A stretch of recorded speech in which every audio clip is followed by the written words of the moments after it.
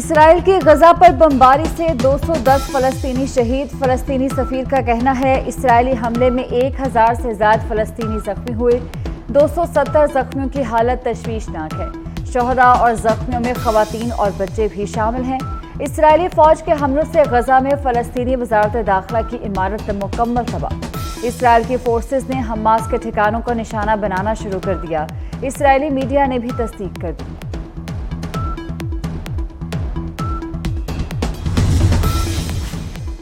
मस्जिदुल अक्सा की बार बार बेहुरमती पर हमास का इसराइल के खिलाफ ऐलान जंग। फलस्तीनी मुजाहिदीन ने अल अक्सा फ्लड के नाम से ऑपरेशन शुरू कर दिया।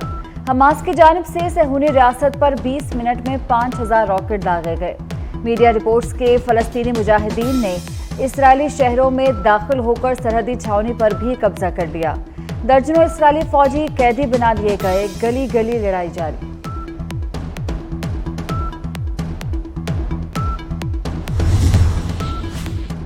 निगरान वज़ीर-ए-आज़म अनवारुल हक काकड़ ने कहा है कि फलस्तीनियों के कत्लेआम पर दिल अफसुर्दा है। मसला फलस्तीन का फौरी हल नागुज़ीर है। तर्जुमान दफ्तर खारजा का मशरिक़ वस्ता की सूरत हाल पर तशवीश का इजहार।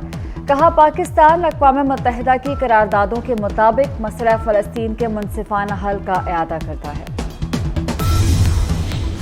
साबिक सदर आसिफ अली जरदारी का भी फलस्तीनियों से इजहार यकजहती। कहा फलस्तीनी अवाम तवील अरसे से जुल्म और बर्बरियत का सामना कर रहे हैं। आलमी मनसब फलस्तीनी अवाम की हिमायत में आवाज़ बुलंद करें। चेयरमैन पाकिस्तान पीपल्स पार्टी बिलावल भुट्टो ने कहा कि बतौर वज़ीर खारजा उन्होंने हर फोरम पर फलस्तीन की नुमाइंदगी की। साबिक वज़ीर-ए-आज़म शहबाज शरीफ का फलस्तीन और इसराइल के दरमियान जंगी सूरत हाल पर इजहार तशवीश। कहा फलस्तीन और इसराइल के दरमियान ताज़ा सूरत हाल पूरी दुनिया के अमन के लिए संगीन खतरा है।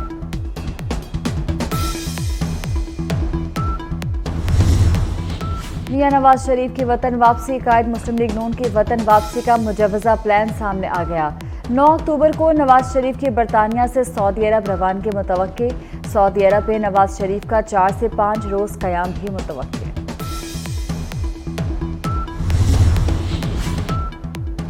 कायद नून लीग 21 अक्टूबर को वतन वापस आ रहे हैं। चौथी बार वज़ीर-ए-आज़म बनेंगे। रहनुमा मुस्लिम लीग नून ख्वाजा आसिफ को यकीन।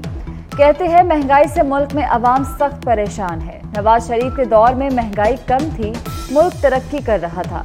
नवाज शरीफ ही मुल्क के तमाम मसाइल हल करेंगे। कायद नून लीग ने पहले भी IMF से निजात दिलाई, अब भी दिलाएंगे।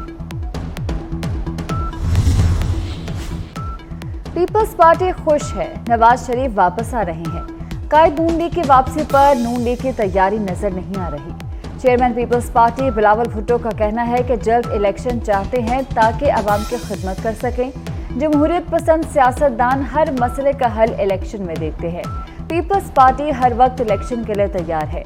जैकबाबाद में प्रेस कॉन्फ्रेंस में बिलावल भुट्टो ने कहा इलेक्शन ना हुए तो हम सब जिम्मेदार होंगे। उनका नहीं ख्याल कि मौलाना फजलुर रहमान इलेक्शन के खिलाफ होंगे।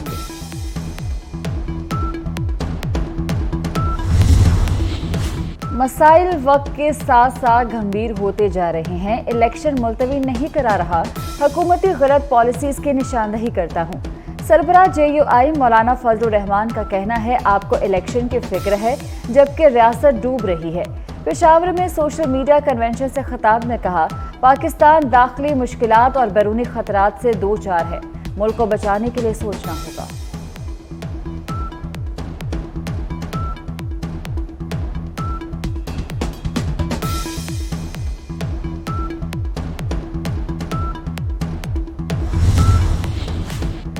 मुल्क में गैर कानूनी तौर पर रहने वाले गैर मुल्कियों के इनखला में सिर्फ 24 रोज बाकी रह गए। इस्लामाबाद पुलिस ने अफगान बाशिंदों की जियो टैगिंग मुकम्मल कर ली।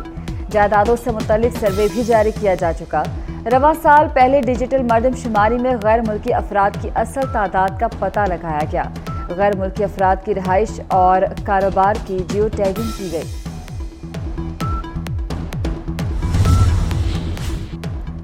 कोयटा में गैर कानूनी मुकीम अफगान बाशिंदों के खिलाफ क्रैकडाउन कार्रवाई के दौरान 22 गैर कानूनी अफगान बाशिंदों को गिरफ्तार कर लिया गया।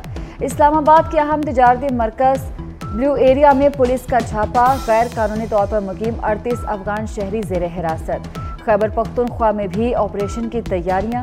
गैर कानूनी अफगान बाशिंदों का डेटा जमा करके हसास इदारों से मदद ली जाएगी।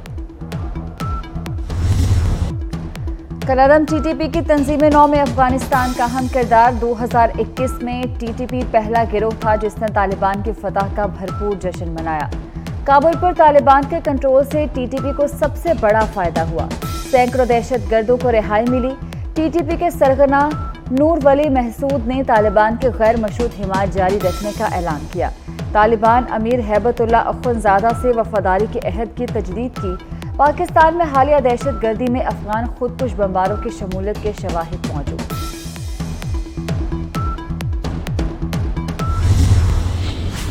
इस सारी एफर्ट में ये जो $3 बिलियन की कॉटन की बात कर रहे हैं, इसमें सिर्फ कोई मेरा अकेले का काम नहीं है। इसमें सबसे ज़्यादा एग्रीकल्चर डिपार्टमेंट ने, जिसको हम एक बड़ा मरा हुआ डिपार्टमेंट कहते थे, उसके एक एक बंदे ने दिन रात काम किया। कपास की चांदी को सोना बनाने का मिशन। पंजाब में मौसम स्पीड से ज़राई इनकलाब। कपास की पैदावार 1 करोड़ 30 लाख बेल्स रहने की उम्मीद। वज़ीर आला पंजाब मोहसिन नकवी कहते हैं कपास की फसल बचाने के लिए फौज के हेलीकॉप्टर और ड्रोन स्प्रे करते रहे, उनका शुक्रिया अदा करते हैं। ये अकेले शख्स का काम नहीं, टीम के साथ अपने टारगेट हासिल किए। निगरान वफाकी वजीर गोहर एजाज ने कहा है कि पंजाब में कपास की रिकॉर्ड पैदावार हुई। कपास की फसल में बेहतरी का क्रेडिट मोहसिन नकवी को जाता है। वजीर आला कपास की पैदावार 33 लाख से 80 लाख बेल्स पर लाए।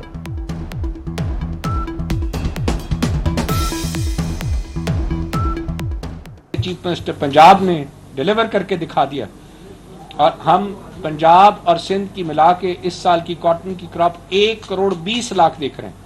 80 लाख पंजाब की, 40 लाख सिंध। कॉटन एक कुदरती तोहफा है जो सदियों से इंसानी तहजीब का हिस्सा है। वज़ीर आला मोहसिन नकवी का कॉटन डे पर पैगाम। कहते हैं कॉटन पाकिस्तान के एक्सपोर्ट का एक अहम तरीन हिस्सा है और लाखों किसानों का जरिया आमदन भी। हमारी यूनिवर्सिटीज़ को कॉटन रिसर्च पर मजीद काम करने की ज़रूरत है। वर्ल्ड कॉटन डे के हवाले से रिपोर्ट्स हमारी खुसूसी ट्रांसमिशन का हिस्सा होंगी। दुनिया भर में आज कॉटन डे मनाया गया। एडमिरल नवीद अशरफ ने 23वें सरबराह की हैसियत से पाक बहरिया की कमान संभाली। सुबकदोश naval chief admiral Amjad Khan Niazi ने कमान नए सरबराह एडमिरल नवीद अशरफ के हवाले की। तब्दीली कमान की पुरवकार तकरीब PNS जफर इस्लामाबाद में हुई। एडमिरल नवीद अशरफ ने 1989 में पाक बहरिया में कमीशन हासिल किया। साबिक वज़ीर आज़म शहबाज शरीफ की जानिब से नए नेवल चीफ को तैनाती पर मुबारकबाद।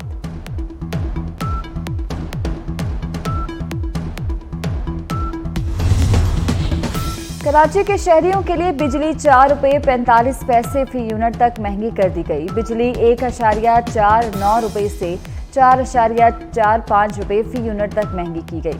पहली समाही एडजस्टमेंट की मद में टैरिफ बढ़ाया गया कि इलेक्ट्रिक सार्फिन से अक्टूबर और नवंबर में इजाफी वसूलियां की जाएंगी।